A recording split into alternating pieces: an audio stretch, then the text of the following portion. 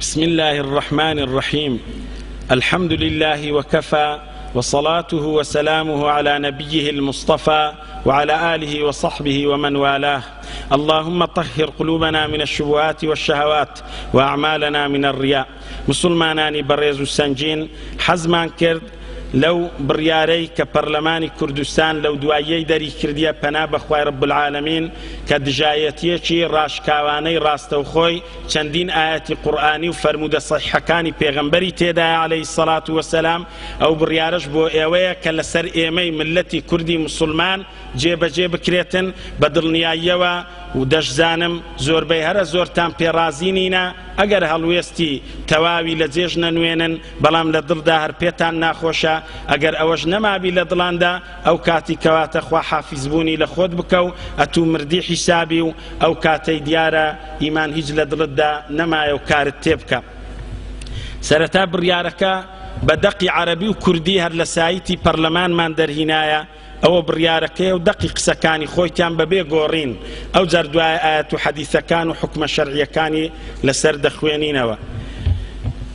دەڵێ بسم الله الرحمن الرحیم، دیارە بسم اللهیش دەکەن، لە دوویش دەرێ بسم الشعب، پەنا بەخوای. هەر ئەو قسە خۆی لە خۆیدا جائز نییە و دروست نییە. بەناوی خوای بەناوی گەل خۆ شەریک نییە لەگە خوای رب العالمین، ناکرێت و برەی بەناوی گەل. دەبا ئامۆژگاریان دەکەین، دەبی مادام دەڵێن بسم الله الرحمن الرحیم با بڵێن لە پاشان ئێمە وەکو نوێنەرایەتی گەل. ئەوە ڕاستکردنەوەی قسەکەیە، ئەگەرنا ئەو قسە بۆنی شرکی لێدێ و خۆی لە خۆیدا مانای شرک دەبەخشی. یعنی هەم بەناوی خوای دەکەین و هەم بەناوی جەماوەر و شعبی قسان دەکەین کە ئەنەهو ئەوە شەریکە لەگەڵ خوای رب العالمین. پەرلەمان و کوردستان العێراق استنادا لحكم الفقرة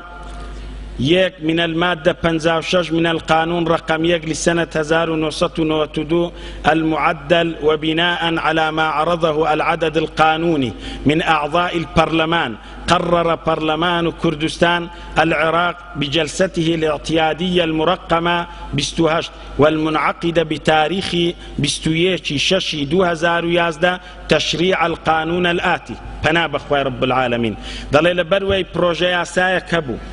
کۆمەڵە خەڵکێکی گەیشتبوونە ئاستی یاسای کە پێشنیاری بکەن لۆ پەرلەمانی کوردستان. پەرلەمانی کوردستان لە دانیشتنی ژمارە 28دا لە 21/6/2011دا دەڵێ ئەو یاسایی داڕێشت و داینا و تەشریعی کرد. تشریع بەس مافی خوای رب العالمینە، بەچ مافێک مافت بە خۆدایە؟ ئەی مەخلوقی ضەعیفی لاواز، خوازگ ئێشەیەکت لۆ بنێری ما پەرلەمان تاران و حیمایەکان پێدڕادەگەن. خوای رب العالمین ئەگەر واد لێ بکە ڕسوات بکە هەر لەسەر کورسیەکەی خۆت ڕقت کاتەوە دەسەڵاتی هیچت دەبێ. خوایەکی ئەرحەم الراحیمینە و بە سەبرە جەلە شەئنوه، بێمنەتە لە هەموو مەخلوقاتەکانی. ئەگەر نا زۆر بە ئاسانی لە توی گەورەتر وا لێ کردیا دەڵێ من یاسای دادەنێم. نعوذ بالله یاسادانان ئی خوای رب العالمینە، بەس خوا دەتانی شەریعەتی دابنێ، کەسی دی مافی نییە بڵێ من شەریعەتی دادەنێم. ئەو قسە قسەیەکی کوفریە و جائز نییە. جا دەڵێ قانونی ڕقم 8 لۆ ساڵی 2011 قانون مناهضة العنف الأسري في إقليم كردستان العراق، یاسای بەرەنگاربوونەوەی توندوتیژی خێزانی لە هەرێمی کوردستانی عێراق. مادەی یەکەم یەک بەیەک ئەوە باسی دەکا. ئەگەر هەمووتان بۆ بخوێنمەوە ڕەنگە وێرانەگەین، زۆر دوور و درێژە، بەڵام بە کورتی ئێمە ئەو خاڵانەمان لێ دەرینایە و ئەو قسانەی لەسەر دەکەین هەر لەوێن دەرمان دەرینایە و ئاماژەی پێ دەکەین. ڕاستە هەندێک شتی باشی تێدایە، هەندێک شتی باشی تێدایە وەکو لەگە شەرعی ئیسلامیەک دەگرتەوە. دەڵێ هەر کەسێک نابی بە زۆرە ملێ لەگەر خێزانی خۆی پەیوەندی بپچڕێنی ئیسیلەی ڕەحم. ئەویان وەکو ڕەشوەیەکی کەلامی لە پێشەچی نووسیا هەتا ئاگاد لە قرارە بێدینی و کوفریەکانی دوایی نەمینێ. ئەمن ئەو گومانە خراپەیان پێدەبەم مادەم جورئەتیان بە خۆیاندا ئەو بابەتە شتانە بنووسن کە ئاەتی قورئان و حەدیثی صەحیح پێغەمبەری ڕەت دەکاتەوە عەلەیهی سەڵات وەسەلام. دەڵێن تەلاقی بە زۆرە ملێ نەمینێ و نیکاح و هاوسەرگیرایەتیشی غار نەمینێ، منداڵ لە گچکەیی بەشوو نەدرێ. ئەوانە شتی باشن دەڵێن و لەگەر شەریعەتی ئیسلام ئەگەر لەگە هەموو مەذهب مەذهەبەکانیش نەبی لەگەر هەندێک مەذهەبان تێک دەکاتەوە نابێ دەڵێ لە زیاتی خوێن ئافرەت ببەخشرێ ئەوانە هەمویان قەیدی ناکە بەڵام ئەوەی زۆر جێی نیگەرانیە لە مادەی دووەم لە فەقەرەی یەکەم دەڵێ ئەم کردەوانەش وەک نمونە بە تونند و تیژی خێزانی دادەندرێت نمونەی دەینتەوە دەڵێوانە تونند و تیژی خێزانینە لە ژمارە 12 دەڵێت لێدانی تاکەکانی خێزان و منداڵ بە هەر بیانوێک بێت واتە وەلی ئەمر هەر کەسێک لە منداڵی خۆی بدا لە ژن و هاوسەری خۆی بدا بە هەر عذر و بیانوێکی بێ بەعام و گشتی دەڵێ ئەگەر بێ شەرعیش ئەنجام بدا ئەگەر خوای تەعالەش مافت بدا لێی بدەی دەڵێ نابی لێی بدەی واتە هەر کەسێک لە منداڵی خۆی بدات یان لە خێزانی ئەوە تونند و تیژیە کەواتە باوک و دایک یان مرد بۆیان نییە بە هیچ شێوەیەک لە خێزان و منداڵەکانیان بدەن تەنانەت بۆ پەروەردەش دروست نییە وەلێیان قەدەغەیە جا پێیان دەڵێن ئەوە پێچەوانەی ڕێک ئەو ئاەتانەی قورئانی پیرۆزە ئەو ئاەتانەتان هەڵوەشاندیتەوە ڕێک ئەوە کۆپیکردنی یاسایە کوفریەکانی وڵاتانی ئەوروپایە بە تایبەتی من وای تێدەگەم ئی نەرویجە لێرە تەرجومەتان کردیە و نەخۆ وا دەزانم ئاستیشتان ڕەنگە هەندە بەرز نەبێ ئێوە بزانن و بچنە بنج و بنەوانی شتەکان و بزانن بینوسن و لێی بکۆڵنەوە خۆ ئەگەر ئاستیشتان لەو ئاستەیدا بێ بەکاری بینن ئەوها لە ڕێگای شەیطانی جێگای شەرمەزاریە بوتان خوای رب العالمین لسورة النساء دفرمه واللاتي تخافون نشوزهن فعظوهن واهجروهن في المضاجع واضربوهن فإن أطعنكم فلا تبغوا عليهن سبيلا إن الله كان عليا كبيرا خوای عظیم دفرمه اتوتي أي برلمانتار خوای رب العالمین دفرمه كتوي دروست كرديا اتوتي أي كسي خيسو خوار اتوتي كوات توقيع بكي لسر قراري بدأي آياتي قرآني هربوا الشينيوة والله خواي رب العالمين دتان كاتب هندو عبرت ودش بينين بوتشاوانا من نبين مكركم دبيني بزانة چيتان بسرده والله تو بينكن حسني مبارك چي بسرهات خراترتان ليده تو بينكن صدام حسين چي بسرهات خراترتان ليده چونك اوان دجايتي قرآن يان كردو اسلام يان هروشان دو ودستوري علمانيت يان دانا ايوش ايشو پیشکتان هروایا لاستی د صلاتی هشتا نگەیشتینە ئەوانیش خوای رب العالمین دەفەرمێ هەر پیا و مێردێک کەوا ترسالەوەی خێزان و هاوسەرەکەی ناشیزە بێ لە فەرمان دەربچێ مافە شەرعیەکانی پێنەدا یەکەم قۆناغ بە ئامۆژگاری خێزانەکەی بکە لە پاشان ئەگەر بە ئامۆژگاری خێزان و هاوسەرەکەی نەهاتە سەڕێ با سەرجێی لەگەر واز بینیتن و لەگەر لە یەک شوێن و جێگادا لەگەڵی نەخەوێ ئەگەر زانی بەوەشەوە خێزان و هاوسەرەکەی نایەتەوە سەڕێ و ڕێگای ڕاست بگرتە بەر وەضریبوهن خوای رب العالمین دەڵێ لێیان دەن با چاویان بشێ و غروریەتەکەی نەمینێ ئافرەتەکە خوا دەفەرمی لێی بدا بەڵام لێدانێک مفەسیرین دەفەرمۆن لە دەم و چاوی نەبیشین و مۆری نەکا ئازار و ئەزیەتێکی وای پێنەگەینی هیچ جێی بکاتە برین و شکان تەنها بۆ ئەوەی بیغروریەتیەکەی بڕوا ئەو ئافرەتە هەتا بزانی بێدە سەڵاتە نابی ئەوها هەر سەرکەش بی و فەرمانەکانی خوا و پێغەمبەری و عەلەیهی سەڵات وەسەلام جێبەجێ نەکا و مافی مێردی پێشێل بکە خوا دەفەرمی لێیدا پەرلەمانی ناپەرلەمان دەڵێتن نابی لێی بدەی بە هیچ بیانوێکی خوای رب العالمین بیانوەکەی دیاری کردیە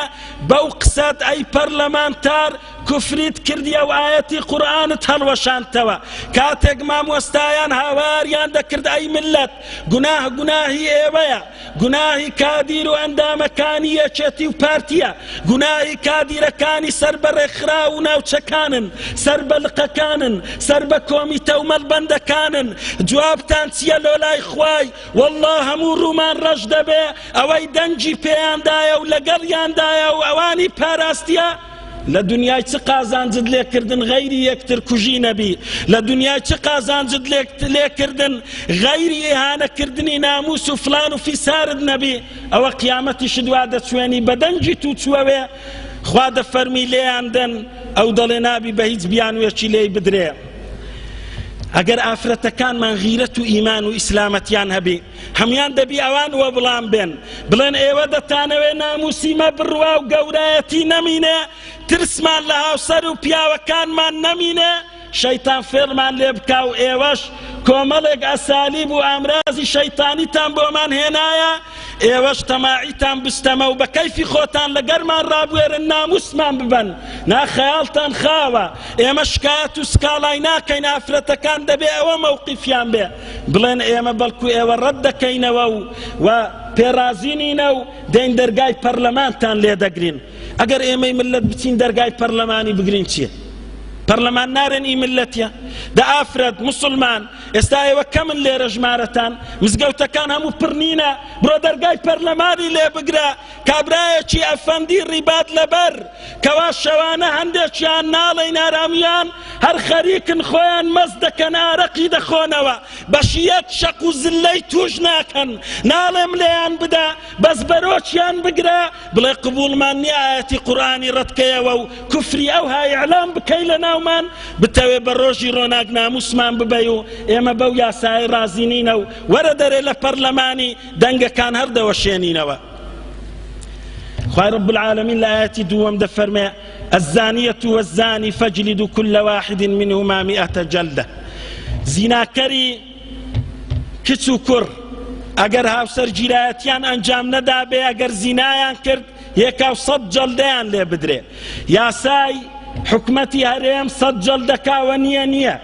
بەڵام سەرەڕای ئەوەی ئەگەر کچێک بێتەوە بە خاتوونی و خانمی علمانیەت و بێدینی وانی جێبەجێ کردبی کچایەتی خۆی لە دەستدابی ئاشاکی ئەو مزگەوتە و ئێوەی بەڕێز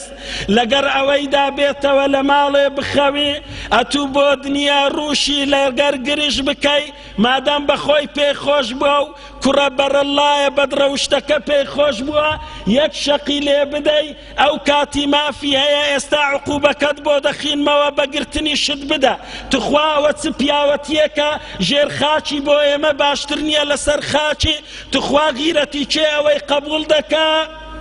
بۆچی بەوڵام نایەن و بەجواب نایەن کار لە کار ترازاوە ئەوەی ئێمە دەمانگوت 5 ساڵ 7 ساڵ 8 ساڵ لەمە و پێش ئەوەی ئێستا وا دەبینن ئێوە بە چاوی خۆتان و ئێمەش ماین ئەوە وایان کرد خراتریشتان لێ دەکەن و لێمان دەکەن لە پاشان خوای رب العالمين دفرمي والذين يرمون المحصنات ثم لم يأتوا ب4 شهداء فاجلدوهم 80 جلدة ولا تقبلوا لهم شهادة أبدا وأولئك هم الفاسقون هل يك بختاني بيكي كرد ناموس شاهدی پێنەهات خوای رب العالمین دەفەرمێ ناموس ئەوەندە قورس و گرانە لە پەرلەمانی مەش ئەوەندە هەرزان بووات هەمووشیان خۆ لە داکەچی بووینە داچیش خۆ ناموسە قەتیش ئافرەتانی کوردی پێشان ئەوەندە بێناموس نەبووینە ڕێزمان لۆیان بە ناموس کورد ناوی ڕۆیشت بوو ناموس پارێزراو بن بەڵام ئەوانە وەیان کرد لە بەدڕەوشتی خۆیان ناموسەکان سووک ببن بنیشتە شینکەی سەرزاری ئەندام پەرلەمانە بەڕێز بەڕێزەکانی خۆمان ئەوەیە بەڕێزان و خۆشەویستان ئافرەتانی کورد باخەتەنە بکرێن ئافرەتانی کورد باخەتەنە نەکرێن ئافرەتان نابی سونەت بکرێن ئافرەتان نابی وایان لێ بکرێ ئافرەت ئەگەر چوو زینای کرد ئەوها هەموو ڕۆژ و شەو دانیشتنیان باسی ناموسی ئەو ملەتە فەقیر و هەژارەیە و ناموسی ئافرەتەکانمانە بەرێ خوای رب العالمین دەفەرمێ هەر یەک بوختانی ناموسی بە کەسێکی تر کرد شاهێدی نەبوو ئەو کاتەی بیهێنن 80 جەڵتەی لێ بدەن خوا دەفەرمی لێی بداوە بیانووی لێدانە بە تو ڕەت ناکرێتەوە بە تو تەنها ڕوڕەشید بۆ دەمینێتەوە پێغەمبەر دەفەرمێ عەلەیهی سەڵام ئەبوو هورەیرە دەفەرمێ ڕەضی الله عنه دەفەرمێ پیاوێکی سەرخۆشیان هینا خزمەت پێغەمبەری عليه الصلاة والسلام ئەگەر ئێمە وا بکەین دەبی هەموو مۆنیکایەکان لە جادەی بکەون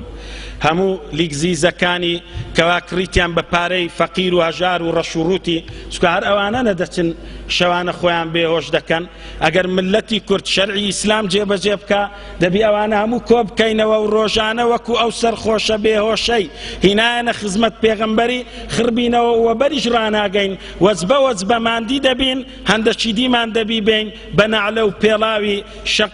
شەقیان لێ بداتن و تێیان هەر بداتن و هەتا تەمبێ ببن حەدیثی پێغەمبەری عەلەیهی سەڵات وەسەلام لۆ هەندێ ئەو یاسایەت دانایە ئەگەر تۆ کەسە ئارە خۆرەکەی هەتا تێ هەڵ نەدرێی نا ملەتی مە جورئەتی بای ئەوەندەی نمایە و هات لە ملەتی مە کردیە بە لێزانی و زۆرزانی بە تەختیتی دوژمنانی ئیسلام چێ هەیە دەوێری ئێستا برێ لە پشتی چاوت دوو برۆیە هەر کەس لە ماڕی خۆی سامگرتی بووە و دەڵێ ئەو بڕەنانەی مارێم هەیە قەیدینا ناشزانی ئەو بڕەنانەشی نامینێ ئەوە ناموسیشی کەتە خەتەریات لە مێژیشە دینیان لێستاندی و دینەکەت زۆر لە تەنازل و ضعفدایە دەڵێ سەرخۆشێکیان هینا لای پێغەمبەری عەلەیهی سەڵات وسەلام پێغەمبەر فەرمووی فأمر بضربه فرمووی لێیدەن وەریگەڕێنێ وتی سەحابیەکە بەڵێ ئێمە سوێند بەخوا سەرخۆشم بین نەلای جەنابەت ئەندام پەرلەمانی هەرچێی ئەو فەرموودەی پێغەمبەرت بەسەردا جێبەجێ دەکەم مادام هەندە بێ ئابوڕووی لەگەر دینی خوای رب العالمین لەگەر ئاەتی قورئانی لەگەر حەدیثی پێغەمبەری عەلەیهی سەڵات وەسەلام ڕۆژانە جادەکان فەرموو هەر ئێوەی سەرخۆش نەبوون ئەو پارە لە چێ هات ئەو شینەمۆنیکایی پێ بکرێ سیچل کەستان کەلوکرۆم کرد هەر لەو ئەندامە فەقیرە هەژارانەی بەنگۆ ڕازی بوون کادیری خۆتان بوون برتانن لە مەتاریتان دانابوون بە ئاخیر دەرەجە فولی بێهۆشی سەرخۆشی مۆنیکا یەک لە کوڕەکانی ئێوە نەبوو هەموو پانکرانەوە پێغەمبەر فەرمووی لێیدەن فمنا من يضربه بيده ئەبوو هورەیرە دەفەرمی هەموو پێڕا نەگەیشت هەر بە شەقەکی ڕادەگەیشت لە دوو ڕاشەقەکی لێ دەدا و دەیگەیاندێ ومنا من يضربه بنعله هەش بوو پێڵاوی لە پێ دەکردەوە و چاک پێ ڕادەگەیشت بە پێڵاوان دەکەتە سەر و جێلاکی ومنا من يضربه بثوبه هەبوو بە شمەکەکەی لولی دەدا و وەری دەگەڕایە لێی دەدا فلما انصرف قال رجل ما له أخزاه الله هەر کە ڕۆیشت پیاوێک گۆتی خوا ڕووی ڕەش بکاوە بۆ وای کرد پێغەمبەر فەرمووی صلی الله عليه وسلم لا تكونوا عون الشيطان على أخيكم أوج لصحيح بخارياتيا مبنى يارمتي داري شيطاني بو سربرايا كتان بلكو توبي بكاو تنبيب بي لباش أو زاري وانكا أو هاليان ددا وتيان هرددا بلي کەواتە ئەگەر سەرخۆشی بێهۆشتان هاتە بەردەست بەڵام کەسەکە مامۆستا بوو یان کاربەدەستێک بوو یان کەسێک بوو لە چاکە و خراپە و مەسلحە و مەفسەدەکانی دەزانی گەنجی ناگەر پێی گۆتن وەریگەڕێنێ بە ناعلە و بە شەق و بە پێلاقە و شمەچی هەتا لێی بدەن هەرکەمە هەتا تەمبێ دەبی لە پاشان عەمری کوڕی شوعەیب لە بابی دەجێرتەوە ویش لە باپیری دەڵێ پێغەمبەر فەرمووی صلی الله عليه وسلم مروا أولادكم بالصلاة وهم أبناء 7 سنين واضربوهم عليها وهم أبناء 10 سنين وفرقوا بينهم في المضاجع رواه أبو داود پێغەمبەر فەرمووی صلی الله عليه وسلم منداڵەکانتان ئەگەر تەمەنیان گەیشتە 7 ساڵی فەرمانیان پێ بدەن با نوێژێ بکەن ئەگەر گەیشتنە 10 ساڵی و نوێژیان نەکرد لێیان دەن پەرلەمان دەڵێ نابی بە هیچ بیان وێکی لێی دەی واتە ئەگەر ئەتوو کوڕەکەت نوێژ نەکەر بوو لە 10 ساڵی پێغەمبەر دەرێ لێیدا پەرلەمان دەرێ لێی مەدا ئەگەر لێتدا دەتگرم معنای وەیە کوفری لەوەی کوفری ترچیە ڕەتکردنەوەی ئەمری پێغەمبەری نییە عەلەیهی سەڵات وەسەلام بە هیچ بیان وێکی نابی لێی دەی لە پاشان کەسێک هاتە خزمەت پێغەمبەری عەلەیهی سەڵات وسەلام فەرمووی یا ڕەسوول الله یەتیمی ئەضریبه یەتیمێکم لەلایە بێباوکە دەتانم لێی بدەم لۆ پەروەردەکردن قال اضربه مما كنت ضاربا منه ولدك فەرمووی لێی بدە بەقەدەر ئەوەی دڵت چەندێ لە منداڵی خۆت بدەی ئەو هاش لەوی بدە لۆ تەربیەتدان مادەم ئەتوو غەمخۆری وی کەواتە بەڵێ لۆ تەربیەتدان لێدان شتێکی ڕەوایە جاجگە لە مەشخوای رب العالمین دەفەرمێ وأن يحكم بينهم بما أنزل الله ئەی پەرلەمان خوا ئەمر دەکات دەفەرمێ ئێوە حکومەکانی خوای بەسەریان جێبەجێ بکەن نەک حکمی نەرویج و ئەوروپا و فلانی ئەوروپا چیلۆ کردی ئەی پەرلەمان هەر ئەتوو نەبووی ئەوروپا پشتی سەددامی دەگرت و کیمیایی دەدایە و دەیگۆ بڕۆ لە ملەتی کوردە و دەربەدەری دەکردی ئەدی هەر ئەو ئەوروپایە نەبوو کەوا فەڕاشێکی سەفارەتەکانی ئەوروپی پێشوازیان لە هەرە سەرۆک و مەزنە گەورەکانی کوردی نەدەکرد نەتدەتانی بچیە بەردەرگەشیان چەند جار نامەت بۆ دەنووسین لە وەثائیقەکان هەیە خزمەتکارتان فلانی کوڕی فلانی دەیان گوت ئیشمان پێ نییە و جارێمێ فەڕاشەکانیش ئەتویان قبول نەبوو ئێستا بۆ ئەو ئەوروپایە پەنا بەخوای لە جێی خوای رب العالمین ئەمری لەوی وەردەگری لە جیاتی لە خوا و لە پێغەمبەری وەربگری عەلەیهی سەڵات وەسەلام جا خوای رب العالمین دەفەرمێ أفحكم الجاهلية يبغون ومن أحسن من الله حكما لقوم يوقنون. آية أوانا ديانوية حكم ياسای نفامی بگرنە بەر و ئیشی پێ بکەن. چێ هەیە حکم و یاسای لە ئیخوای جوانتر و ڕێک و پێکتر بۆ کەسانێکی ئەگەر خاوەن یەقین بن و تێبگەن بەڵێ ئیلا حکمی خوای تەواوە و ڕێک و پێکە حکمەکانی دی هەمووی درۆیە و دەلەسەیە و خراپە. لەبەر ئەوەیە ئیبن کەثیر فەرمووی ئەوە حکمی خوای رب العالمین قورئان و سنەی پێغەمبەری عەلەیهی السەڵات وەسەلام هەر یەکێک بچی پەنا ببا لۆ یاسا و یاسیقی وەچی جەنگیز خانی کە جەنگیز خان باپیری هۆلاکۆی بووە لە سەردەمی تەتەر و مەغۆلەکان یاسا و یاسیقێکی دانا وەکو شۆربای دەروێشان لە کۆمەڵک شتی پێکات بوو تێکەڵیەک کرابوو دەڵێ کاتێکەوە لە جوولەکایەتی تێدا بوو لە دیانەتی تێدا بوو لە ئیسلامەتی هەندێکی تێدا بوو هەندێکی هەوا و هەوەسی خۆی بوو کردبوویە دەستور خەڵکەکە و دەوڵەت دەبا ئیشی پێ بکە پێ ئیبن کەثیر دەفەرمێ هەر یەکێک ئیش بەو یاسیقەی بکە بڕوای پێبینی یان لە دوای بڕوا یان بەسەر خەڵکیدا بیچەسپێنی کافر بووە و لە ئیسلام دەرچووە دەبی لەشکری مسلمانان کوشتار و شەڕ و جەنگی لەگەر بکە هەتا دەگەڕێتەوە لۆ حکمی خوا. ئەو یاسا و دەستورانەی ئێستاش یاسیقی جەنگیزخانیە هەندێکیان لە ئەمریکای وەرگرتیە هەندێک لە بەریتانیای هەندێک لە جوولەکەی هەندێک لە دیانی هەندێک هەوا و هەوەس و کەی خۆیتیان لۆ هەندێک تا ئافرەتەکان بەڕەڵا بکرێن ئەوانیش لەگەر ناموسی بە حوڕیەتی خۆیان چیدی پارەی سەرف نەکەن و بچنە ئەوروپای لێرە ئافرەتی ئەوروپی دەربچن و ئی کوردەکان و ناموسمان بن بە ڕۆژی ڕۆناک و لەگەریان ڕاببوێرن ئەو هەوا و هەوەسەشیان لەگەر تێکەر کردیا هەندێک لە باری کەسایەتی و شەخصیش ئەوەشیان لە ئیسلام وەرگرتیە و لە فقهی وەرگرتیە ئەوەش لۆ تامێ وەگەریان ئێخستیە کە قبول نییە لەلایەن زانایانی ئیسلام و ئەو کەسانە با لە خوای بترسێن و بگەڕێنەوە. لەبەروەی کاتمان بەدەستەوە نمامە تەنها بنمونە و برگانەمان هینا ئەگەر کەسێک بابزانین ئەگەر کەسێک بەڕێزان و خۆشەویستان وای کرد و وای لەگەر ئەنجام درا بابەکە کە خوای رب العالمین دەفەرمێ ئەمر و فەرمانی بابتان جێبەجێ بکەن لەگەری خراپ مەبن پێغەمبەر دەفەرمێ العاق لوالديه والديوث ورجلة النساء دەفەرمێ لا يدخلون الجنة ناچنە بەهەشتێ دەیوث ئەوەی ڕازی بی ناموسی بچی و لە پێش چاوی ناموسی ببردرێ و یان خۆی کرکا و بێدەنگکە یان ئەو ئافرەتانەی خۆیان بە پیاوان دەچوێنن یان ئەوەی باب و داچی ئەزیەت بدا لەوەی ئەزیەت دانترچیە بابێک ماندی مردی کەسابەت بکا لۆ منداڵەکانی لە جیاتی برێ منداڵ ڕێزی بابت بگرە باب بچتەوە ماڵێ شتێکی بەدڵ نەبی و یان بێشەرعیەکی ببینی سەرزەنیشتی بکایان شەقێکی لۆ تەمبێبوون و تەربیەت لێ بدا ئەویش بچی بەگرتنی بداتن و کەلە بچەی بکەن دەزانن عقوبەکەی چییە؟ عقوبەکەی ئەوەیان دانایە بەڕێزان و خۆشەویستان پەنا بەخوای رب العالمین دەڵێن هەر کەسێک ژمارە دوو هەر لە مادەی 6 دەڵێ بند دەکرێت کە بندکردنەکە کەمتر نەبێت لە 6 مانگ زیاتر نەبێت لە 2 ساڵ و غەرامەش بکرێت غەرامەکەش کەمتر نەبێت لە 2 ملیۆن دینار و زیاتر نەبێت لە 5 ملیۆن دینار یان بە یەکێک لەو دوو سزایە بۆ هەر کەسێک خەتەنەی مێینە بکات یان بەشداری لە کردداری خەتەنەکە بکات یان ئافرەتی هان بدات لەسەر خەتەنەکردنی. ئەوە عقوبەیە و کەسەی هەنی ئەگەر مامۆستا لیان پرسی ئەرێ ئەمە کچەکانمان ئاشاچی ئەو کۆڕ و مەجلیسەی و حکمی شەرعی ڕۆنکردنەوەی شەرم نییە لە دیندا ئەگەر برێ مامۆستا شەرعەن ئەرێ من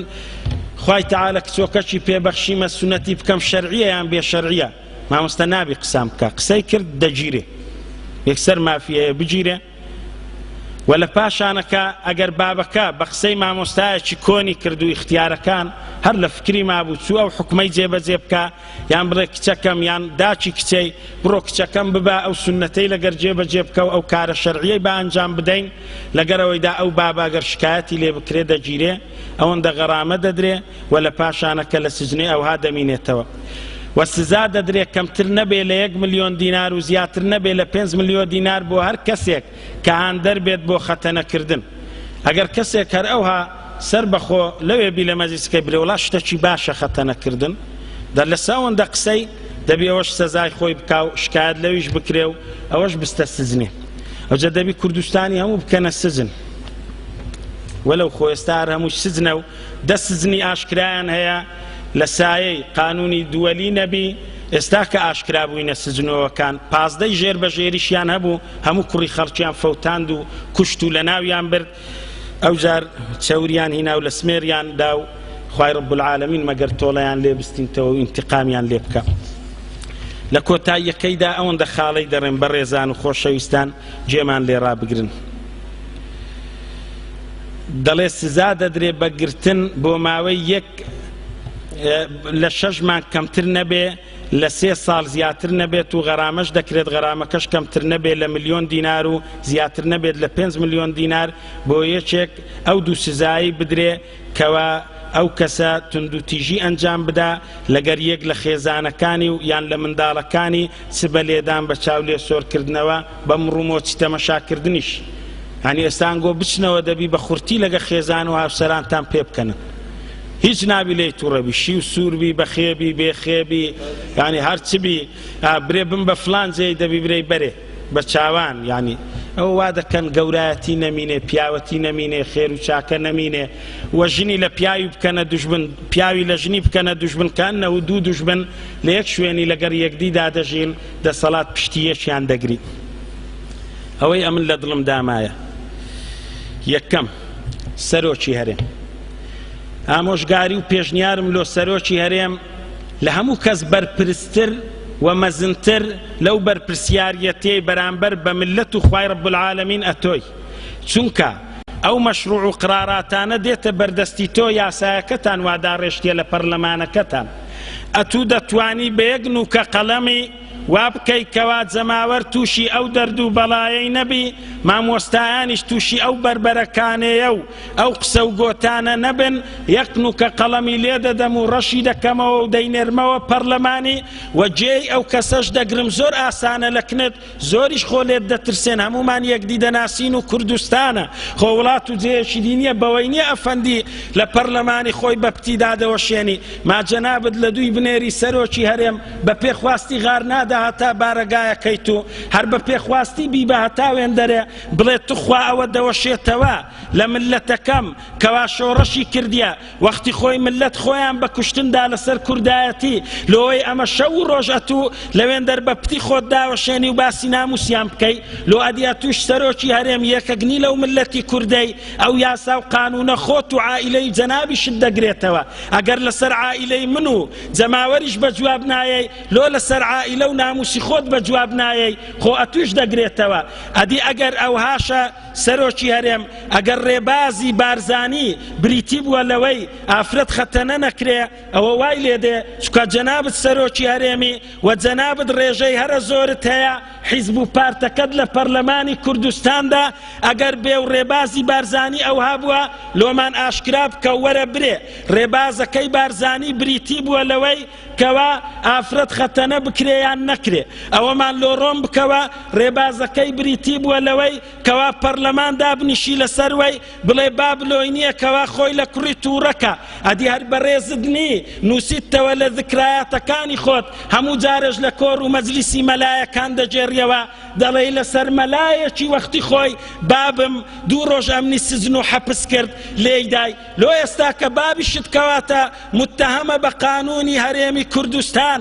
کاتی خۆی تۆی سەزادایە و لێیدای هەر لەسەر بابت بە وڵام و جواب وەرە ئەگەر لەسەر شتەکانی دیش بە وڵام نەی ئەوە ئیهانەیە لۆویش و لۆ توش و لۆ تێکڕای ملەتیش و سەرەڕای ئەوەی دژایەتی دینیشە ئەگەر دەرەی من علمانیم ناتانم وەکو مەلایەک و مامۆستایەکان باسی دینی بکەم و دیفاعی لێ بکەم و عیلاقەم پەیدانیە دەوەرە ئەو شتانەی گۆتمان هەموو شتی یاسایینە عورفینە کوردایەتینە لەوەیەوە وەرە بە جواب وەرە بە دەنگ وەرە چۆن جورئەت دەکەی قەڵەمەکەت ئەوەی بنووسیتن و ئیمزا بکە خۆ مێژوو هەیە خۆ دەگۆترێت تازە تۆمار دەبی مێژوو نە شەرمی لە تو دەکاونە لە من چەندی بەهێزبی تۆ ناگەیە حوسنی مبارەکی چەندی بەهێزبی ناگەیە فیرعەونی چەندی بەهێزبی ناگەیە سەدام حوسێنەکەی کە من نەمدیت بوو بە چاو جەنابتان سام و هەیبەت و گەورەی ویشتان دیتبوو لەگەر ئەوەیدا چەندی بەهێزبی تۆ ناگەیە ئەو دەسەڵاتدارانەی ئێستای ئەوروپا ئەوانەش بەرامبەر بە خوای رب العالمین هیچ نین لەگەر ئەوەیدا مێژوو ڕەحم بەوانیش ناکە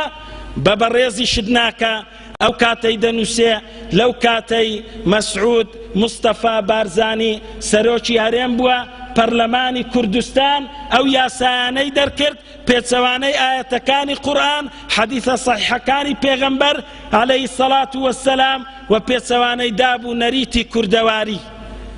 جاب لۆ خۆت ڕەحم و بەزەیت بە خۆت دابێتەوە با مێژوو ئەوهات لەسەر نەنووسێ ئەدی چش دەڵێی بەرامبەر بە خوای ڕەب العالەمین خۆ خوای ڕەب العالەمین کاتێک لەسەرە مەرجێ و دوای مردنت ڕاددەگری دەڵێ بەرپرسی یەکەم تۆ بووی بۆچی لە من نەترسای لە ئەوروپای ترسای لۆ یاسای ئەوروپای دش بە قورئانەکەی منت هینا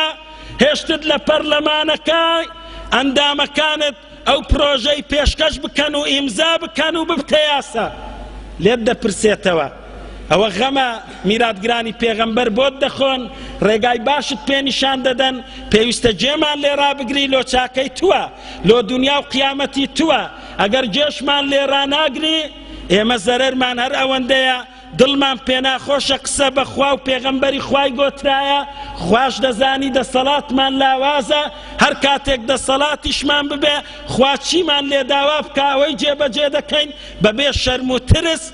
بەڵام خۆ پێمان دەکرێت دوعاتان لێ بکەین خۆ پێمان دەکرێت ئەو خوای ڕەب العالەمین زیندووە و ئاگای لە هەموو کەسێکی هەیە مانجی ڕەمەضانە و لە شەوەکاندا دوعا و تیریواتان بەهاوێنێ مسلمانەکان بە تێکرا کەوا تیری شەوانیش هەڵەی ناکە ناو جەرجی ئەو ئەندام پەرلەمان و ئەو کەسانە ببڕێکەوە دژی قورئان و سوننەینە دژی ئەخلاقی ملەتی کوردن دەیانەوێ بە ڕۆناچی ڕۆژی ڕۆناک ناموسی ملەتی کورد گورگان خواردی بکەن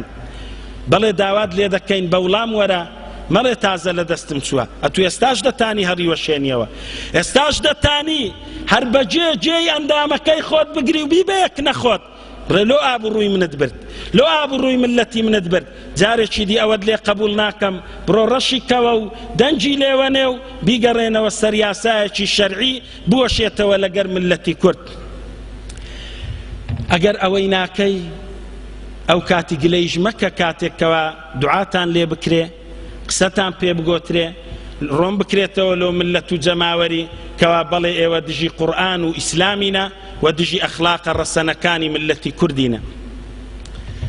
دوایە ئامۆژگاری دووەم لۆ حکومەتی هەرێم خۆتوو لەبەر دەستت ماوە ڕاستە سەرۆکی هەرێم ئەگەر یان ئیمزای کردیە یان بەبێ ئیمزا لە یاسایەکەی دەڵێن وایە 15 ڕۆژی تێپەڕ کردیە و ڕەخنەی لەسەر نەبووە و بوویتە یاسا و پەیڕەوی لێ دەکرێت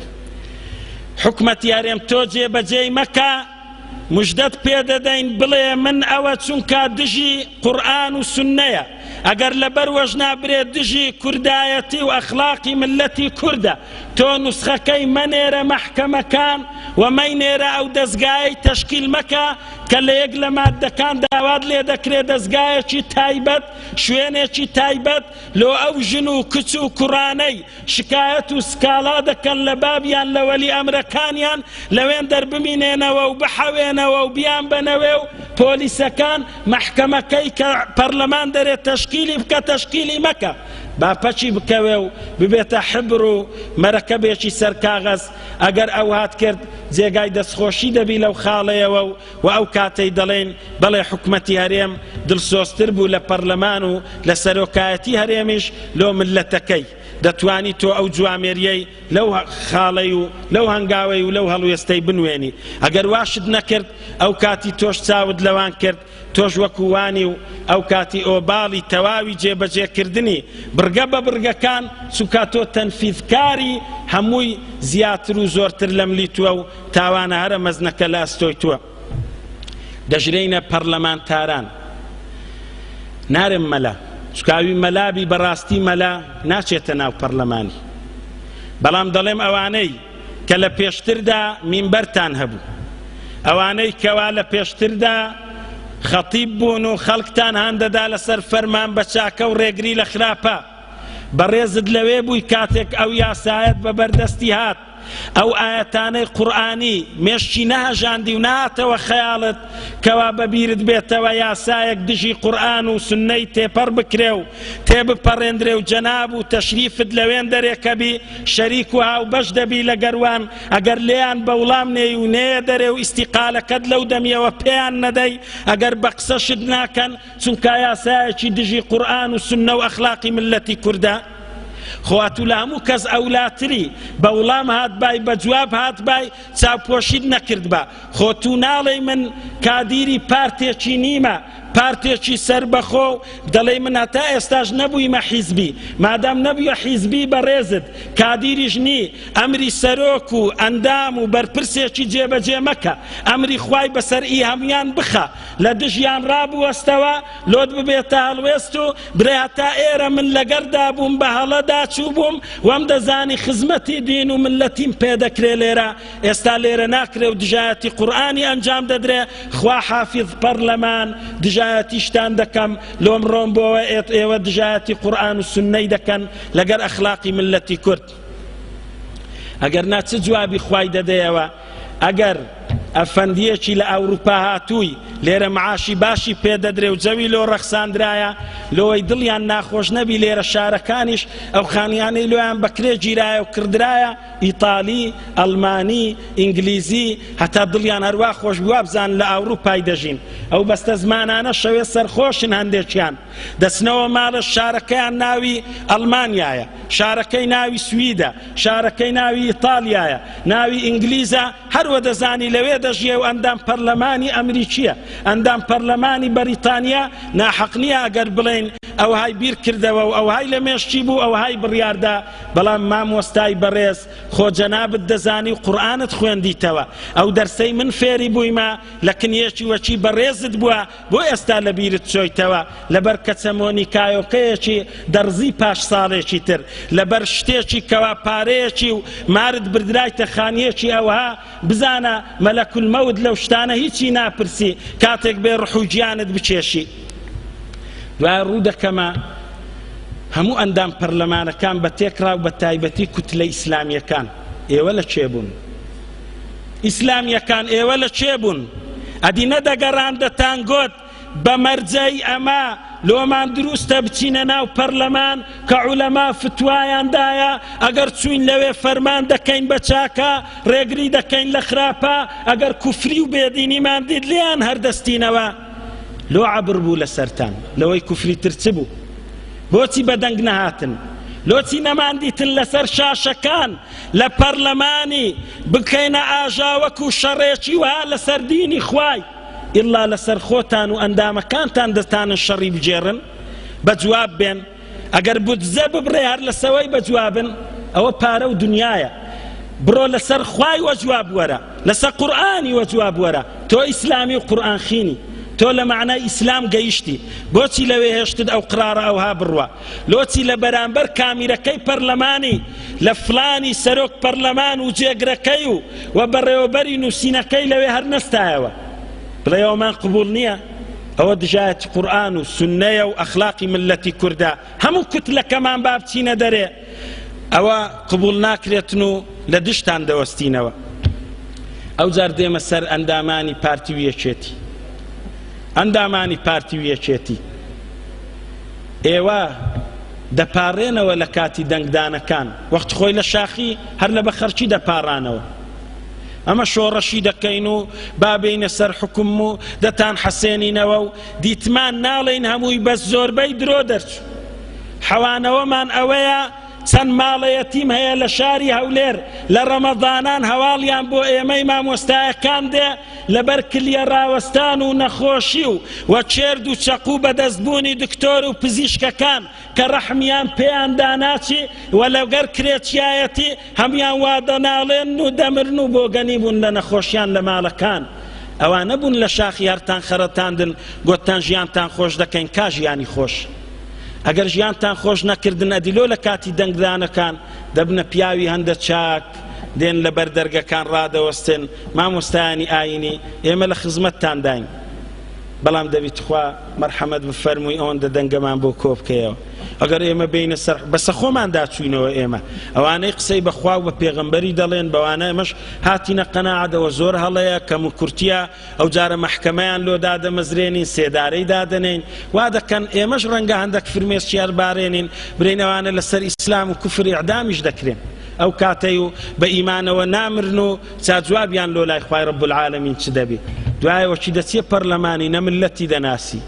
نەکەس دەناسی مۆنیکایەکەت و تەبریدەکەت و خێزانەکەت قماشی لۆ بکرا مەتری بە 2 وەرەقەی و 10 وەرەقەی و ڕابواردن و جەمێکت بە 50 وەرەقەی بێ ئەگەر چەند برادەرێکت بێتن و دەچێ خانی ئیتالی و بەریتانی و فلانی و ئینگلیزی و لەوێن دەرهەرچاوت بەناو ملەتی ناکەوتەوە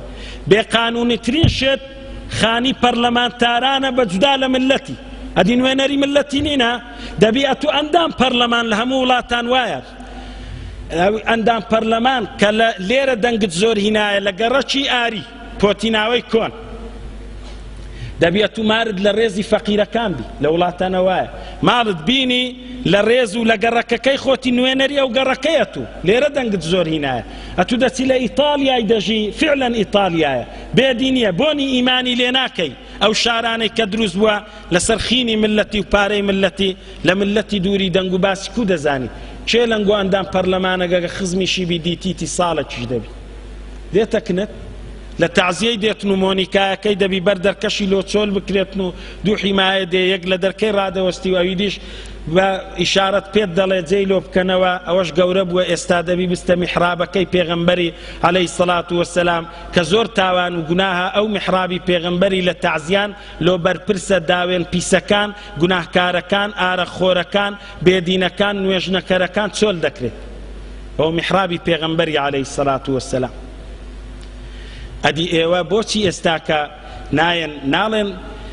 چارەسەری کێشەکان دەکەین مار لە خۆی نەبوو میێوانیشی هاتە سەر ئێوە لە خۆتان وا دەناڵێنن لە دەست گەندەڵی و نازانن چتان بەسەر دێ مەسیرتان لەگە بەشار ئەسەدیە مەسیرتان لەگەر معەممەر ناقەزافیە مەسیرتان لەگەر ئەوەی عەلی عەبدوڵڵا ساڵحیە یان دەمینێنەوە نامینێنەوە ئەمریکا چ بڕیارێکی لەسەرتان هەیە ئیران دەیوێت چ جێبەجێ بکا لە پاش ئەو تۆپبارانەی تورکیا چیتان لەگەر ئەنجام دەدا لۆ ئێمەش خۆ لەو سەریە نەهاتینەوە و چاک چاک دەزانین لە چدا دەژین ئێوەش لە چ قەلیقیەکیدا هەنا لۆ نایەن لە خوای بترسێن و تۆبەی بکەن لە جیاتی ئەو هەموو خراپە و تاوانەی پێشتر چارەسەری بکەن چاکسازیەکەتان ئەوە بوو کەوا کوتلەکانی یەکێتی و پارتی بەڵێنتان بە خەڵکیدا گۆتان هەڕوونەوە ماڵەکانی خۆتان چاکسازی دەست پێ دەکا و دەبینە پەرلەمانتارێکی تەواو دژایەتی ئەو جارە ڕاستە و خۆی ئاەتەکانی قورئان و حەدیثی صەحیح پێغەمبەرتان کرد عەلەیهی سەڵات وەسەلام و لە پاشان هی ئەخلاق و ڕەوشتی ملەتی کورد لە کۆتاییەکەیدا ئێمە هەڵوێستمان چبی هەموو ئەو تاوان و گوناهانە چاک چاک بزانن ملەت و جەماوەر لە مل و ئەستۆی ئێمەیە لەبەروەی ئێمە دەتانین حەسەنی بەسری دەفەرمێ هەر ملەت و جەماوەرێک بیەوێتن کەوا گۆڕانکاری لە خراپەی بەرەو باشە ببا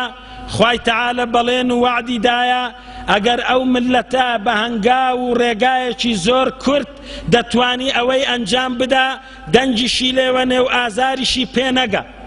ئەویش ئەوەیە دەڵێ خوای رب العالمین دەفەرمێ إن الله لا يغير ما بقوم حتى يغيروا ما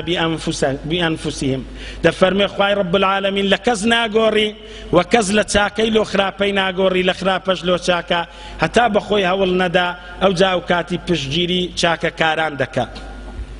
حەسەنی بەسری دەفەرمێت جەماوەر ئەگەر حەزیان لێیە سەرکردە خراپەکانیان باش بن یان نەمینێن و خوا لە ناویان باو باشیان لۆ بینی دەڵێ هەر کەس لە بەینی خۆی و خوای لە شەوێکیدا پێکرا و تێکرا زۆربەی هەرە زۆریان ڕوو بکەنە خوای و دەستنوێژێکی بشۆن دوو ڕکەعەت نوێژی تەوبەی بکەن بڵێن خوایە لە هەموو غەل و غەشەکان لە هەموو خیانەت و تاوان و گوناهەکان لە هەموو شرک و خورافیاتەکان ئەوەی هەمانە تۆبە و گەڕاینەوە بۆ لای تۆ بە ئیخلاسەوە یا رب العالمین کەواتە تو لە دڵەوە چاک بووی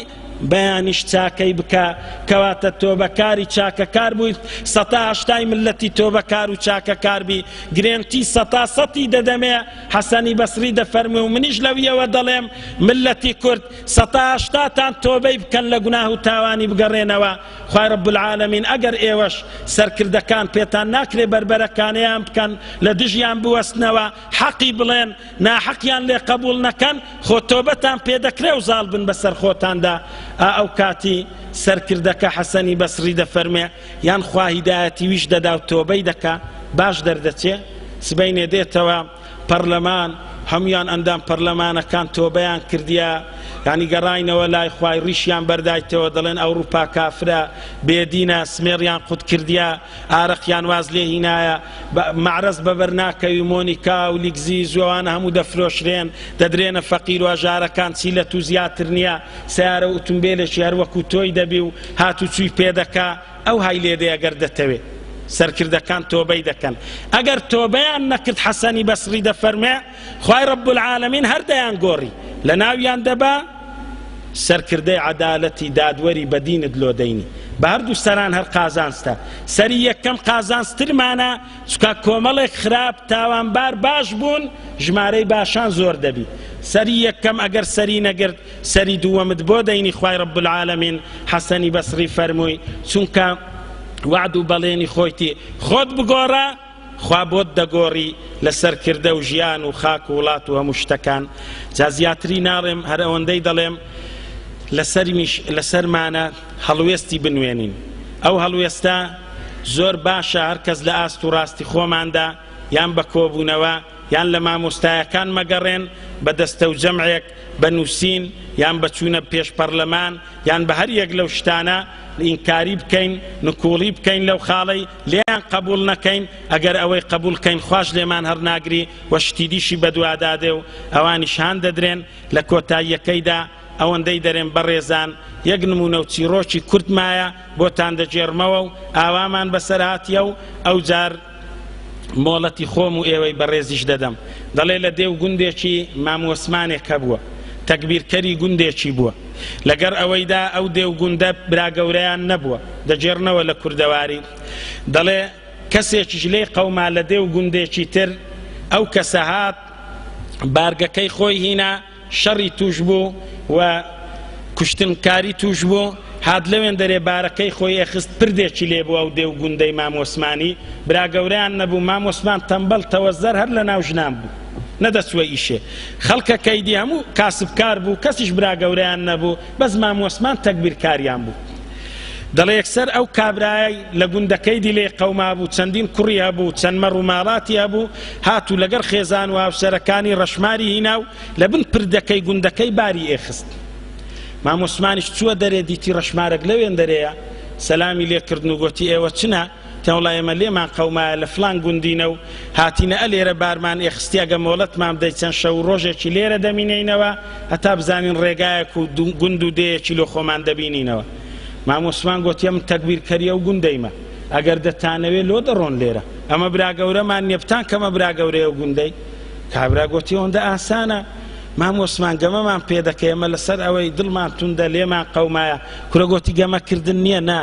بەس بە قسەم بکە بزانە کودەت کەمە براگەورەی ئەو گوندەی ئەو گوندە و ئەو شارە بێ ساحێبە ملەت هەموو دەستی لە خۆ بەردایتەوە وەرە بتکەمە براگەورە کابراش گوتی دەبزانم چ دەکەی گوتی شەوێ ئەمن چی گوتم هەموو خەڵکت دەین مەکنێ ئەتوو برێ قسەی مامۆسمانیە گوتی باش شەوێ خەڵک لە ئیشێ هاتنەوە لە دوای نوێژی عیشایە لە مزگەوتێ مامۆسمان گوتی خەڵکینە مەڕۆن گوتیان چ بووە مامۆسمان گوتی ئەو ڕەشمارەتان نەدید لە بن پردەکەی گوتی بەڵێ هەهوو گوتیەوە بەگزادە فلانە وەخت خۆی باپیرم لۆ منی جێڕایتەوە ئەوانە هەندە ماقولن هەندە گەورەنە تاریخیان ئەوهایە هەرداچیان ئەوها بووە داپیریان نازام لە چێن دەراتیە باپیریان ئەوهایە ئێگوتیان چییە مامۆسمان کوڕە گوتیار زۆر عیبە با بچین بە خێراتنی بکەن هەموو بەگەری کەتن مامۆسمان ئەخعیب نییە ئەمە بە شمەکی ئیشێ بین ئەو دەیگوت بەوەی بێم مادەم هەندە گەورەنە و بەگزا کوڕە گوتی نا پیاوێکی خاچیە و متەواضیعە وەرن هەمووی بەگە خۆدا مامۆسمان چوو لەوێ لە بن ڕەشماری میوان بوون کابرا بە خێراتنی لێکردن لە ڕێژ پێی گوتن مامۆسمان گوتیان من تەکبیرەکی دیشم هەیە تیان چییە خەڵکەکە گوت ئێمە برا گەورەمان نییە ئەو بەگزادە بە ئاسان نابنە برا گەورەی هیچ جێیەکی بە سیاحەت لۆ خۆی هاتیە مەڕ و ماڵاتەوە لێرە دەگەڕێ لەو گوندەی لۆ ئەو گوندەی چەند مانگێکی و دەستەوە وڵاتی خۆی وەرن با ئیزنی نەدەین بیکەینە برا گەورەی خۆمان ئەوە عاقڵە و چەند ساڵە برا گەورایەتی کردیە و دەزانی برا گەوراتی چییە گوتیان ئەگەر ئەوەمان لەگەر بکە مام عوسمان ئەمە مەمنونی تووشی چوو لەگەریان چووە ژۆرە و هەرچی دەهات دەستی کابرای ماچ دەکرد و مام عوسمان دەیگوت و سەری ماچکەوە دەستی ماچ مەکەوە هەموو چوون لەوێ دانیشتن و مام عوسمان گوتی مام بەگزادە گیان ئەمە هاتینە خزمەت جەنابت گەورەت کردین هاتی وڵاتەکەت ئاوەدان کردەوە کەسی گەورەمان نەبوو ئەمە دەست و پێت ماچ دەکەین لەبەرت مرین بە قوربانت بین چ وشەیەکی زانی هەمووی دەڕێلۆ بەکارهینەر گوتی باپیرم دەیگێڕاوە تو دەزانین داپیرێکی چەند خاتونت هەبووە مام بەگزادە دەڵێن هەر ئەو دە پیاوی ئەو سەردەمەی هینایە دەڵێن باپیرت ئەوها بووە وەختی خۆی شێری کوشتیە بە یەک دەستی ئەوەی ئەوها کردیە دەڵێ ئەوهای گوت و ئاخیری گوتی مام بەگزادە ڕەجایەکم هەیە ئەگەر ئەمنت خۆش دەوێ و باپیریشم ڕەفیقی باپیرت بووە ئەگەر قەدری مردیانی و باپیری خۆشتت لەکنە تخوا لێرە مەڕۆ ببە گەورەیمە و گەورەمان نییە دەیگوت ئەویش لە بنڕا خۆت گران کە بڵێ لێرە نامینم ئەویش دەگو بابا من وڵاتی خۆمم هەیە و مام عوسمان چیشم بە وڵاتین گوۆە ئەوە سەفەر و سیاحەتێکە و بێرە داهاتیمە هەموو بەربوونە دەست و پەیماچیان کرد گوتیان گەورەی مەبی دەبی تی باشە کاکە مادام ئەنگۆ ئەندە محتاجنەوە دڵم پێتان سوتا ئەمن گەورە ئەنگۆ گچکە بەیانی خەڵک هات لۆ ئیشێ مام عوسمان زوو خۆی گەیاندا مام بەگزادەی بە فرتوفێڵ و سەختەچی پێی گوت مام بەگزادە ئەگەر دەتەوێ مام بەگزادایەتی و گەورایەتیەکەت بەردەوام بی کوڕە گچکەکەت بنێرە سەردەرچی پردێ پرد بە سەماڕی تو ڕەشماری دادەڕوە لەوێ هەرچی هات لۆ ئیشێ بچی ملەت کاسبە هەر ئەو پردەشی لێ و بەسەر ماری تو دادەڕوە برێ بابم گۆتیتی بەسە ماری بەگزادەی ئەنگۆ دادەڕۆن هەوەنتەیە وەرن یەکاو ڕوپیەم بدەنێ ئەو جا دەڕۆن سەرانە کوڕەگوتی مام عوسمان خەڵکەکە کو قبول دەکات لە بەلاش ئەمنیان کردە برا گەورە و ڕوپێش بدەن کوڕەگوتی خۆ هیچت لێ نایە خەڵکە زۆر قبول ناکە دێتە بەردەرچی ڕەشمارت دەرێن ئەتومان کردە گەورە خۆلۆ هەندێنیە ڕوپیەمان لێستینی ئەتو شەقەچی لە کوڕەکەت دە کوڕی گچکەتە چقەی دیکە برێ کوڕی خۆم قەت قبولم نییە ئیهانەی ملەتەکەم بکرێ کو قبول مەسەرانەی لە ملەتم وەگری هەنجی هەموو دەڵێن ئای لەو پیاوە گەورە و باشەی شەقی لە کوڕی خۆیدا لە سەرما دەڵێن هەر بەگزادەمان بە گوتی ئەگەر نەشاتن ڕوپیەی بە بەلاش زۆر خۆشە وەریگرە دەڵێ سبەینی خەڵکاتن و کوڕە گچکەکە بە تاقیتەنێ مرد منداڵە سمێری نەهاتیە هێشتا ڕدێنی نەهاتیە باشی ئەوها لێ کرد ئەو هەموو شینە زەلامە تەوری پێیە بیوری پێیە پێمەڕەی پێیە خاکە ناسی پێیە کەسێک جورئەتی نەکرد شەقێکی لێ بدە دەستی ئەوها لێ کرد نەڕۆن لۆ نەڕۆین بابە تیاوەڵە بام بەگزادەی بابم گوتی سەر و ڕوپیە ئەنگۆ بێرەدا دێن و بە سەماری مەدا دەڕۆن کوڕگوتیان بابە ڕوپێت کو بدەینێ ماری خۆمانە گوندی خۆمانە یەک بە حساب لە پیاوە هەرە عاقڵەکانی بوو وەکو پیاو عاقڵەکانی مەبووە دیارە کوڕگوتی بابە بەگزادە گەورەیە و ئەدی لێرەیە و ئەمە داوامان لێ کردە بمینێتەوە بە ڕوپیەکی چمان لێ دێ یەکاو ڕوپیەی با بدەینێ و بچینە سەر ئیشی خۆمان یەکاو ڕوپیاندایە و دەنجیان لێوە نەهات مام عوسمان هات گوتی جەنابی بەگزادە ئەگەر دەتەوێت بەگزادایەتی و ڕوپیەکەی سبەینانت بمینێتەوە ئێوارێ کوڕە گەورەکەت بنێرە سەڕێی برێ لەو سەری پردەژەنگۆ بە تەپ و تۆز دێنەوە هەموو تۆزمان لێدەنیشی ئەگەر لە سەری سبەینان ڕوپیەمان بووێ لەوەی هەردەمانەوێ کوڕەگوتی مام عوسمان سەرەکی ڕەنگە بدەن دوو سەری قبول نەکە ئێگوتی زۆر دێن دەرگای ڕەشمارت لێ دەگرن هەنجێت شەقەکی لە کوڕە گەورەکەت بدە برێ ئەوە من گوتم ڕوپیەکیان لێ وەربگرن قەینا سەرە کو قبول مە دوو سەری لە ملەتی و جەماوەری من وەربگری تۆ دەڵێن چەند بە ڕەحم و بەزەیە کورە ئەو ڕوپیەی هەر بە ئاسانی بدەنێ لەبەروەی چونکە قبوڵی نییە ڕوپیەکەی دیمان لێ وەربگرێ دەڵێ کوڕەکەی نارد و خەڵکەکاتەوە و ئەو گوتی نادەم و ئەو ماندی بوو لە ئیشێ و هەمووی خڕکردنەوە یەک زەلام یەک کەس بێجورئەتی ئەو هایە نەزانین بێ ئەو هایە بەڕێزان لە ئەوەلیە تو تێدەکەوی دەرێ ڕێگای لێگرتن و گوتی ڕوپیەم دەوێ ئەو گوتی نادەم ئەو گوتی دەدەم ئاخیری پیاوە عاقڵە نەزانەکەی خۆیانیان هاتەوە کوڕە گوتی بابە مەماندی مردی ئەو ڕوپیەی ئەو سەرەشی جنیا لە مارێش تووشی مشکلەی دەبینی وە شێوێ بگەینەوە جێ وەرە لێی گەڕێن ئەو ڕوپیەشی دەدەینێ و پیرۆزیان بی ئەو ڕوپیەشی دانێ مام عوسمان چوو گوتی دەتەوێ بەگزادە هەردوو ڕوپیەت لەگە بەگزادایەتیت بەردەوام بی گوتی بەڵێ مام وسمان تەکبیرت چێ گوتی ڕوپیەی بەلاش گەلک خۆشە لێ ڕاهات کابرا فێرە دزی بوو فێرە گەندەڵی بوو تازە بە ئاسان دەست لێ ناکاتەوە مام بەگزادە دەڵێ یەکسەر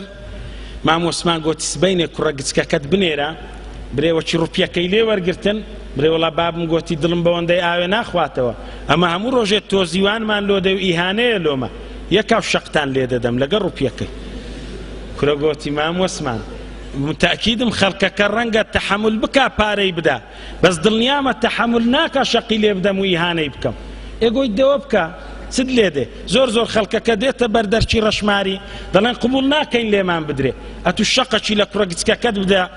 جوێنێکیشی پێ بدا برێ کوو قبولمە کوڕم گوتم پارەیان لێوەگرم پارە هیچ نییە چرکی دەستیە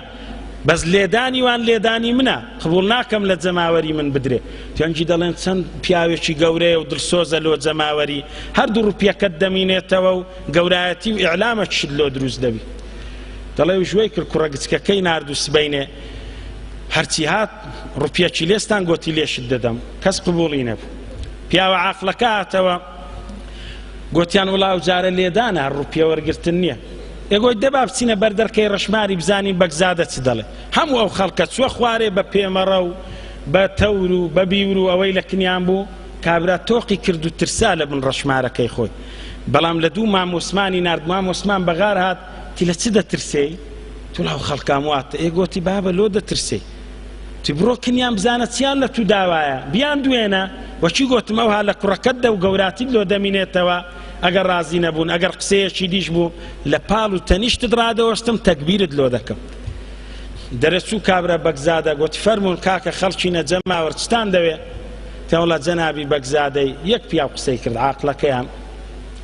تی جەنابی بەگزادەی لە چێشتە خەویشمان کردی دەبی گەردەنمان ئازاد بکەی دەست و پێت ماز دەکەین ئەتو پیاوی گەورەی وەڵاهی ئەو کوڕیت و کە دێ ڕوپیەکەمان لێ دەستینی هەر دڵمان ئاوێ دەخواتەوە ئەو ڕوپیاگە لۆ تو نەبی لۆچەیە وەچی ئیش دەکەین لەوێن دەرێکا دەڵێن با لە ڕوپیەکەی بە حەڵالی بەدەست بینین بستە جیفانی مامە بەگزادەی لۆ هەندێوە دەکەین کاک بەگزادە لێت دەوەشێتەوە ئەوها دەکەین ئەوها پێیدا هەرگوت مام وسمان گوتی نەمگۆ ڕاوەستێ گوتیا دیچتان داوایە دەبرێن گلەیتان هەیە کە ناوەڵە خۆ گلەیمان نییە قوربان بەس ئەو ڕووکوڕەکەت هاتیە قسەکی دی زیاد کردێ بزانین لە توەوەیە کتی بڵێن چییە قسەکەوەیە دەڵێ ڕوپیەک و شەقەکیشتان لێ دەدەم ئێگوتی باشە داواین گۆچیە کەوڵە قوربان داوای مەخۆ ئەمە بە لێدانی ئەمری جەنابت بی و شەق و پێلاقەکە ئی کوڕی جەنابت بی و ئەوە هەر بەرەکەتە لۆمە و پێ گەورە دەبی خۆ پێ نەقوستان نابین بەڵام قوربان خۆت تەمەشا بکە ڕەحمەکت بەمەدابێتەوە مە یەک و دوو و سێنینە ئەو منداڵە گچکۆکە تا یەک لێمان دەدا دەبتە عەسر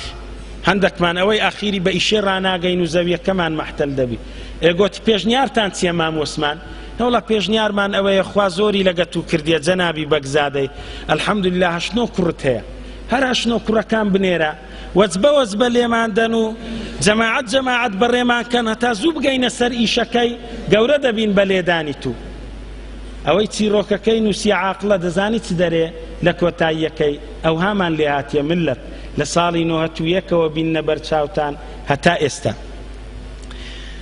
ملت ئەو هامان لێ هاتیە دەڵێ ئەگەر مام وسمان تەکبیر کرد بی برا گەورەت نەبی نووسەرەکە دەڵێ و خەڵکێکی نەزان بی و هەر لە دوو پارە و دنیای بی هەر لە دوو ئیش و کەسابەتی بی و عەقڵت بەکار نەینی بەگزادەیەکی هیچ نەبووی دێتن لە گەمژەیی و لێ قەومانی خۆی بەسەرتۆوە دەبێتە بەگزادە و گەورە ڕۆژی یەکەم گەورایەتیەکەی پێدەدەی ڕۆژی دووەم ڕوپیەت لێ دەستینی ڕۆژی سێ ڕۆژی چارەم بەبەر شەق و شاپانت دەدا ئەو جار ناتوانی بە خۆت ئیقرارت کردیە و دانت پێدا هینایە بڵێ لێشم مەدا ئەو جا ئەگە کوڕەکەت گەورە بوو نەوەکەت گەورە بوو دەڵێن ئەو لێدانە چییە و لە چێوە هاتیاوان عیلمیان پێ نەبووە هەنگی لە چێ دەست پێ دەکەنەوە ناڵێن ڕوپیەت نادەینێ دەبی ئیش و ژیان وایە لە کۆتاییەکەی هەڵی وەشێنیەوە ئاخر بلۆکت لەسەر دیواری دانایە لەوێ دیوار هەردەوە شێندرێتەوە نەک لە بناغەیەوە ئەو کاتی دەبی چ بکەی خەڵکەکە و منداڵەکانت تووشی بەڵا دەبن جیلێک ڕۆیشتیە شاپی خۆتت هەموو ڕۆژێ خواردیە ڕوپیەی خۆتت دایە ئیهانە کرای ئەوجا کوڕە بەستە زمانەکەت و نەوەکەت دەبی بێ بەگزادا قبولمان نییە چیدی شاپمان لێ بدەن شاپەکان کەم کەنەوە یان بەهێدی ترمان لێ بدەن ئەو جار هەتا جیلەکیش ئەوها دەڕوا داخوا شاپت لەسەر هەردەگری بەگزادا ڕەحمی دەستە دڵی یان ناستە دڵ ئەو جار کە شاپی هەرگرت دوو جیلی دیش هەتا ڕوپیەی یەکەم هەردەگری ئەگەر زۆر عاقڵ بن ئەگەر بەگزادە هانا نەباتە بەر بەگزادە و دەوروبەرە زاڵمە گەورەکان ئەوانیش نەینیتن ئەو جا هەتا دوو جیلی دی گەورە دەبن ڕوپیەکەی ئێوارانت لەسەر ڕەش دەکەنەوە ئەو جا ڕوپیەکەی دی ئەو جا داخوا پاشی 5 سەدەی دی نەوەکانت پەیدا دەبن دەڵێن وەرە تاریختمان لۆ بینە گۆڕێت و بەگزادەی چێندەری بابت کە باپیرت کە لە چێوە هاتی درۆیە یان ڕاستە معقولی یان بە ئاژاوە و بە زۆرم لێ خۆت بە سەمەدا چەسپاندیە ئەوجا باتامی بکەین و بیخۆین لە 91 خۆتان کرد ملت لە 92 93 ئینتیخابی یەکەم دووەم سێەم چارەم ئێستا وا بە کەیفی خۆی شاپشاپانەیە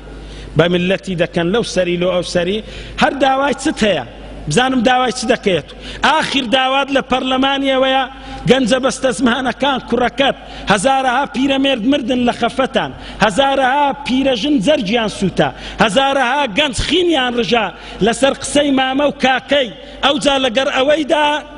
ئێستا بەڕێزان و خۆشەویستان گەنجی بەستە زمان هەر ئەوەندەیە تخوا کوگریانت لۆی نایە ئەرێ سلفەی هاوسەر گیرایەتی با ئەمنیش بگرتەوە تخوا پێم بدا حەزم لێیە هاوسەر گیرایەتی دروست بکەم و پێک بینم بڕۆن عافێتمان بی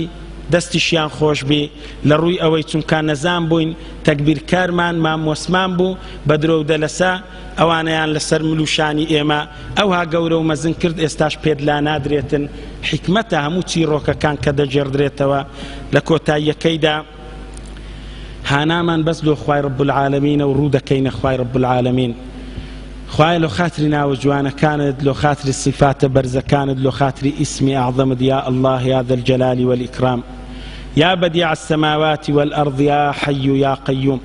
خوای رب العالمین لەبەرت دەپارڕینەوە ئیمان و ئیسلاممان لە دڵدا جێگیر بکەی لەسەر ئیمان و ئیسلام بەردەواممان بکەی خوای رب العالمین غیرەتمان پێ ببەخشی لەسەر دین و ناموس خوای رب العالمین لەبەرت دەپارڕینەوە لەو کەسانە نەبین هەر خەڕەتین بەبڕە دنیایەکی یا رب العالمین دینت بگۆڕین خوای رب العالمین لەبەرت دەپارڕینەوە هەر کەسێک لەو کوردستانەی خۆمان دەستی لەوەیدا هەیە دژایەتی دین و قورئانەکەت دەکەن یا رب العالمین هیدایەتیان بدە ئەگەر هیدایەتیان نابی خوای رب العالمین لە ناویان بە خوای رب العالمین لەشکری خۆتیان بۆ بنێرە سەربازەکانی خۆتیان بۆ بنێرە خوای رب العالمین ئێمە دڵنیاینە و بڕواشمان وایە و یەقینین ئەگەر فەرمان بکەی بە پێشکەی ئەو کەسی خۆی زۆر پێمەزنە و خاوەن چەکی ئەتۆمیشە هەر بە پێشکەی لە ناوی دەبەی بە دڵنیاییەوە و پێشکە فەرمانت جێبەجێ دەکا خوای رب العالمین دەرد و بەڵایان بەسەر بینە خوای رب العالمین بیان کە پند و عیبرەتی زەمانە خوای رب العالمین ویان لێ بکە کەوا لە دنیایە بەدیار کەوی